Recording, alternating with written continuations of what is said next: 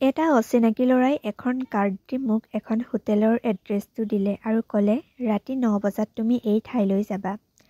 আৰু মই জানো তুমি নিশ্চয় যাবাই। মই আচৰিত হৈ পৰিলোঁ আৰু ৰাতি গৈ মোৰ হোটেলত যি হ'ল সপোনৰ বাহিৰত। নমস্কাৰ, মোৰ নাম হিয়া। মই বৰ্তমান পঢ়ি আছোঁ এখন ভাল কলেজত। মোক হঠাতে কলেজৰ প্ৰিন্সিপালে মাতি নি ক'লে যে তুমি আৰু এইখন কলেজত পঢ়িব নোৱাৰিবা। তোমাৰ 2 মাহৰ পৰা কলেজৰ ফিজ দিয়া হোৱা নাই। মই ক'লোঁ, এয়া আপুনি কি কৈছে? মোৰ মায়ে কলেজলৈ মাহে মাহে টকা পঠিয়াই থাকে। আজিলৈকে পইচা দিয়াত গাফিলতি কৰা নাই। তেতিয়া প্ৰিন্সিপালে প্ৰমাণ সহকাৰে 2 মাহৰ পইচা দিয়া নাই বুলি দেখুৱালে। এয়া দেখি মই আচৰিত হ'লোঁ। বাহিৰলৈ ওলাই গৈ মই মাক ফোন কৰিলোঁ আৰু সুধিলোঁ কিয় মোৰ কলেজৰ ফিজ দিয়া নাই। তেতিয়াই মায়ে ক'লে, এতিয়াৰ পৰা আৰু একো খৰচ নিদিওঁ আৰু কলেজৰ নামত যিমানবোৰ পইচা দিলোঁ সকলো ঘূৰাই দিব লাগিব। মই আকৌ আচৰিত হৈ পৰিলোঁ। মায়ে মোৰ লগত কিয় এনেকুৱা কৰিছে? মই বহুত বিপদত পৰিলোঁ। ইফালে মোৰ লাষ্ট ছেমিষ্টাৰ পৰীক্ষা দিব নোৱাৰিলে মোৰ ইমান কষ্ট অথলে যাব আৰু লগৰবোৰেতো মোক ইটিকিং কৰে আৰু এতিয়া বেছি কৰিব। মই একেবাৰে শেষ হৈ যোৱা যেন অনুভৱ হ'ল। এনেকৈ মই পাগলৰ দৰে কাম বিচাৰিবলৈ ল'লোঁ, কিন্তু ক'তো কাম বিচাৰি পোৱা নাই। এদিন এনেদৰে সন্ধিয়া পৰত মই নিজৰ ৰুমলৈ যাবলৈ গাড়ীৰ বাবে ৰৈ আছিলোঁ। হঠাৎ এখন দামী গাড়ীৰ ভিতৰৰ পৰা এজন ব্যক্তি নামি আহিল আৰু মোক এখন কাৰ্ড দি ক'লে, কালিলৈ ৰাতি 9 বজাত এই জেগাত যাবা, তুমি নিশ্চয় উপকৃত হ'বা।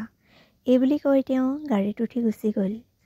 মই মোৰ লগত এইবোৰ কি হ'ব গৈ আছে বুজিয়ে পোৱা নাছিলোঁ। মই ভাবিছিলোঁ য'ৰ পৰা যেনেকৈ নহওক মই পইচা যোগাৰ কৰিবই লাগিব। সেইবোৰ চিন্তা কৰি পিছদিনা ৰাতি 9 বজাত পোৱাকৈ সেই ঠাইলৈ গ'লোঁ।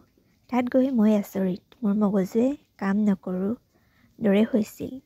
সেইখন এখন হোটেল আছিল আৰু তাত বেয়া কৰ্ম চলিছিল। মদৰ নিচাত মাতাল হৈ তাত কোনে কিমান কি কৰি আছে ভাবিবই নোৱাৰি। এনেতে কাৰ্ড দিয়া ল'ৰাজন আহি মোৰ ওচৰ পালেহি আৰু ক'লে, মই জানিছিলোঁ এই তুমি যে আহিবা। মই ক'লোঁ, কি কৰিব লাগিব মই? তেওঁ এজন ব্যক্তিলৈ আঙুলিয়াই ক'লে, সেই মানুহজনৰ লগত ৰাতিটো কটাব লাগিব। এনেদৰে কৈ মোৰ হাতত 25,000 টকা দিলে আৰু ক'লে, আৰু যদি লাগে দিম। যিজন ব্যক্তিৰ লগত ৰাতিটো কটাব লাগিব তেওঁৰ আছিল সেই চহৰৰ আটাইতকৈ ডাঙৰ আৰু ধনী কোম্পানীৰ মালিক। তেওঁৰ নাম আছিল প্ৰিন্স কুমাৰ শৰ্মা। নিজকে বহুত বুজাই নিজকে সান্তনা দিলোঁ। যদি আজি মই এইটো কাম নকৰোঁ তেতিয়া মোৰ কোনোফালেই উপায় নাই। গতিকে মই এই কাম কৰিবই লাগিব। মই ভয় ভয় কৰি হোটেলৰ এটা কোঠালৈ সোমাই গ'লোঁ। অলপ সময়ৰ পিছতেই সেই ব্যক্তিজন মোৰ ফালে আহিল আৰু মোৰ কিমান বয়স সুধিলে। ময়ো মোৰ বয়স 22 বছৰ বুলি ক'লোঁ। এইবুলি কৈ মোৰ গাত হাত দি তেওঁৰ কামনা পূৰাবলৈ আগবাঢ়িল। ময়ো অকল পইচাৰ বাবেই নিজৰ দেহাটো এজন অচিনাকি ব্যক্তিৰ ওচৰত এৰি দিলোঁ। মই তেওঁক প্ৰটেকশ্যনৰ কথা কোৱাত তেওঁ কেতিয়াও বৃদ্ধি হ'ব নোৱাৰোঁ বুলি ক'লে। এনেকৈ সেই ৰাতিটো গ'ল আৰু মোৰ টকাৰো জোৰা মৰিল। প্ৰায় 1.5 মাহৰ পাছত মই হস্পিটেলত গৈ গম পালোঁ যে মই প্ৰেগনেণ্ট। মোৰ গৰ্ভত 2টাকৈ সন্তানে থিতাপি লৈছে। এই কথা জনাৰ পিছত মই শেষ হৈ যোৱাৰ দৰে হ'লোঁ। কি কৰিম, ক'লৈ যাম, মানুহৰ আগত কেনেকৈ মুখ দেখুৱাম, কি হৈ গ'ল মোৰ লগত? এনেদৰে হস্পিটেলৰ পৰা ওলাই আহোঁতে প্ৰিন্স কুমাৰ এছিষ্টেণ্টগৰাকীয়ে মোৰ সকলো কথা গম পালে আৰু তেওঁৰ লগতে সকলো কথা আলোচনা কৰিল। লগে লগে তেওঁ মোৰ সকলোবোৰ কথা, মোৰ ঘৰ ক'ত, মই কেনেকুৱা, কি কৰোঁ, সকলোবোৰ কথা উলিয়াই ল'লে। প্ৰথমে তেওঁ আপত্তি কৰিছিল যে এইবোৰ ছোৱালী এনেকুৱাই, এইবোৰৰ গৰ্ভত কাৰ সন্তান কোনে জানে। কিন্তু এছিষ্টেণ্টজনে মই কিয় সেই কামত লিপ্ত হ'ব লগা হৈছিল সকলো বুজাই দিলে। সেইবাবে তেওঁ নিজৰ সন্তানৰ বাবে মোক তেওঁৰ ঘৰত লৈ গ'ল আৰু মাকেও এই সন্তানৰ বাবে সুখী হ'ল। মোক তেওঁলোকৰ ঘৰত বৰ মৰম আৰু কেয়াৰ কৰিছিল। মোৰ তেতিয়া অনুভৱ হৈছিল, মোকনো কিয় মৰম কৰিব? তেওঁলোকৰ সন্তানৰ বাবে মোক মৰম কৰিছে। সন্তান জন্ম হোৱাৰ পিছত মোক পাহৰি যাব। সন্তান জন্ম হোৱাৰ পিছত আমাৰ বিয়া পাতি দিম বুলিও কথা দিছিল। মই ভাবিছিলোঁ এইবোৰ সকলো মিছা। এইবোৰ ধনী মানুহ মোৰ দৰে এজনী ছোৱালীক কেনেদৰে মৰ্যাদা দিব। কিন্তু মই ভবা সকলো কথাই ওলোটা হ'ল। মোক এওঁ ইমান মৰম কৰিব ল'লে যে তেওঁ মোক নিজতকৈও বেছি ভাল পাব ল'লে আৰু তেওঁ মোৰ বাবে বহুতৰ আগত অপমানিত হয়। কিন্তু তেওঁ সেইবোৰ একো নাভাবে। মোৰ বাবে তেওঁ বহুত বেছি যুঁজ দিলে, হ'লেও তেওঁ মোক অলপো কষ্ট পাবলৈ নিদিয়ে।